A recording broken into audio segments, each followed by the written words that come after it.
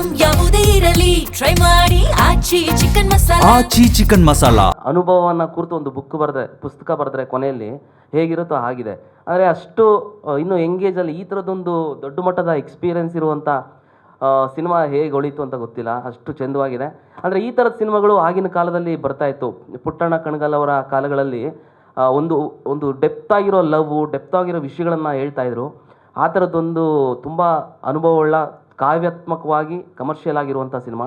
ಈ ಥರದೊಂದು ಸಬ್ಜೆಕ್ಟು, ಈ ಥರದೊಂದು ಸದಭಿರುಚಿ ಇರುವಂಥ ಪ್ರೊಡ್ಯೂಸರ್ಗೆ ಹೇಗೆ ಇಷ್ಟ ಆಯಿತೋ ಗೊತ್ತಿಲ್ಲ. ಯಾಕಂದರೆ ಈಗಿನ ಕಾಲದ ಪ್ರೊಡ್ಯೂಸರು ಕಮರ್ಷಿಯಲ್ ಆಗಿ ಯೋಚನೆ ಮಾಡ್ತಾರೆ, ಕಮರ್ಷಿಯಲ್ ಆಗಿದ್ದರೆ ನನಗೆ ಕಮರ್ಷಿಯಲ್ಸ್ ವರ್ಕೌಟ್ ಆಗುತ್ತೆ ಅಂತ. ಬಟ್ ಈ ಥರದ್ದೊಂದು ಚಂದವಾದ ಸಿನಿಮಾನ ಮೆಚ್ಚಿ ಒಪ್ಪಿ ಎಲ್ಲ ರೀತಿ ಮನಧನ ಅರ್ಪಿಸಿ ಮಾಡಿರುವಂಥ ಪ್ರೊಡ್ಯೂಸರ್ಸ್ಗೆ ತುಂಬ ಥ್ಯಾಂಕ್ಸ್. ಯಾಕಂದರೆ ಈ ಥರದ ಸಿನಿಮಾಗಳು ಕಮ್ಮಿ ಆಗ್ತಾ ಇದೆ ಎಲ್ಲ ಪ್ಯಾನ್ ಇಂಡಿಯಾ. ಈ ಥರದ ಕಾಲದಲ್ಲಿ ಈ ಥರದೊಂದು ಚೆಂದ ಇಲ್ಲ ಅಂದರೆ ಮನೆ ಮಂದಿ ಎಲ್ಲ ಕೂತು ಒಂದು ಫ್ಯಾಮಿಲಿ ಖುಷಿಯಾಗಿ ಹೋಗಿ ಏನೋ ಒಂದು ಅನುಭವನ, ಹೊಸ ವಿಷಯನ ತೊಗೊಂಬರೋದು ಇದೆಯಲ್ಲ, ಅದು ತುಂಬ ಕಮ್ಮಿ ಆಗ್ತಿದೆ. ಜಸ್ಟ್ ವಿಜುವಲ್ಸ್ ಅಲ್ಲ, ಕಣ್ಣಿಗೆ ಆನಂದ ಅಂತಲ್ಲ, ಮನಸ್ಸಿಗೆ ತೃಪ್ತಿ, ಒಂದು ಮನಸ್ಸಿಗೆ ನೆಮ್ಮದಿ ಬರಬೇಕಾದ್ರೆ ಒಂದು ಹೊಸ ವಿಷಯ ತೊಗೊಬರ್ಬೇಕು, ಈ ಥರದ ಸಿನಿಮಾಗಳು ಬರಬೇಕು.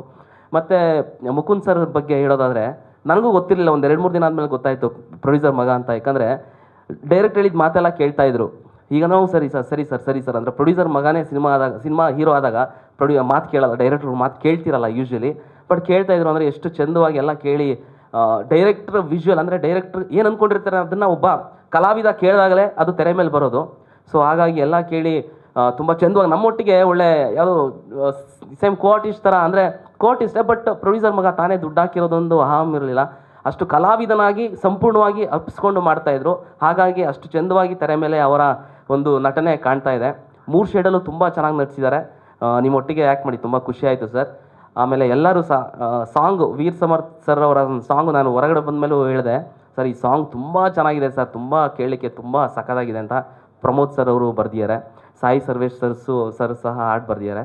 ಸೊ ಆ ಒಂದು ಸಿನಿಮಾ ಕತೆಗೆ ಏನೇನು ಬೇಕೋ ಆ ರೀತಿಯಾದ ಪೂರ್ವಕವಾದ ಹಾಡುಗಳಿದೆ. ಸರ್ ಹೇಳ್ದಂಗೆ ಪ್ರೊಡ್ಯೂಸರ್ ಸರು ಒಂದೊಂದು ಹಾಡು ಒಂದೊಂದು ಕತೆ ಹೇಳುತ್ತೆ. ಅಷ್ಟು ಚಂದವಾಗಿದೆ ಸಿನಿಮಾಗೆ ಹಾಡುಗಳು ಪೂರ್ವಕವಾಗಿ. ಸಂಗೀತ ಮ್ಯಾಮು, ರಾಜೇಶ್ ನಟರಂಗ ಸರು, ಮಂಡ್ಯ ರಮೇಶ್ ಸರು, ಇವ್ರ ಜೊತೆ ಎಲ್ಲ ವರ್ಕ್ ಮಾಡಿ, ಮತ್ತು ಹೀರೋಯಿನ್ ಮೇಡಮ್ಸ್ ಇವ್ರ ಜೊತೆ ಎಲ್ಲ ವರ್ಕ್ ಮಾಡಿ ತುಂಬ ಖುಷಿ ಆಯಿತು. ತುಂಬ ಒಳ್ಳೆಯ ಅನುಭವ ಕೊಡುತ್ತೆ ಸಿನಿಮಾ, ಖಂಡಿತ ಗೆಲ್ಲುತ್ತೆ.